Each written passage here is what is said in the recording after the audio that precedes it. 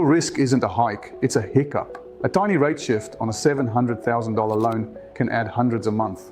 We saw it in the last cycle. Not the crash, the creep. The portfolios that survived, they had one thing in common: positive cash flow. Because yield isn't a headline, it's a cushion. Meanwhile, Perth values kept rising through 2025. Waiting didn't make it cheaper, it made it harder. So the real question isn't, will rates rise or cut? It's, do you own assets that feed you regardless? If not, one notification can flip your comfort into stress. I'm Dev Visagie with PerthGrow, helping you build portfolios that breathe, not break. Follow for boots on the ground Perth strategies that keep you ahead of the cycle, not behind it.